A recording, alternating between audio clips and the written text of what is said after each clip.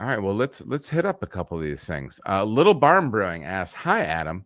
Speaking of seltzers, what yeast nutrients do I use? Can I use Fermaid K with Lutra?" Yeah, it is interesting. I've seen people use a few different things. I know that you can use Kveik yeast for that, but I've also seen people use turbo yeast, something that can go higher when you're essentially just doing like a sugar wash. You're just using a bunch of dextrose that you're going to ferment out completely. Yeah, but the issue is that you're going to need you're going to need some nutrient behind it. I would have to dig in a little bit on it, but I do believe that it is omega. I believe it's called proper. They have a yeast nutrient specifically for seltzers. And so I would dig into that, and you can probably find out a little bit of the nuts and bolts that's used in that product. And then you can kind of reference some of the other things, some of the other nutrients that are available.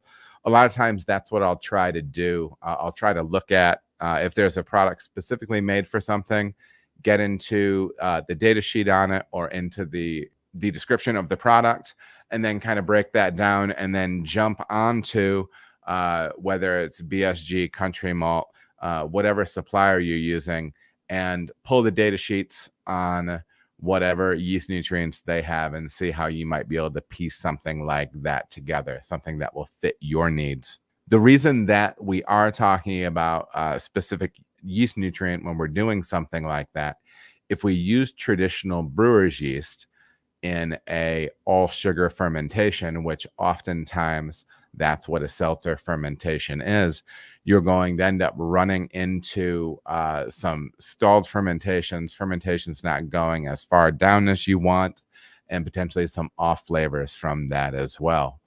There's nutrients and different things in a malt-based beer, which can help to prop up the nutrient needs of the yeast that is fermenting a beer. But if you're just doing an all dex wash or something like that for a seltzer, it's not going to have those built in. So you are going to want to, he's just trying to avoid buying proper seltzer nutrients. Yeah, I hear you. I would dig in on it a little bit and see if there's specifically some of the things. Because a lot of times, if you dig into the product sheet, it will actually say what's in there, and you might be able to put some things together.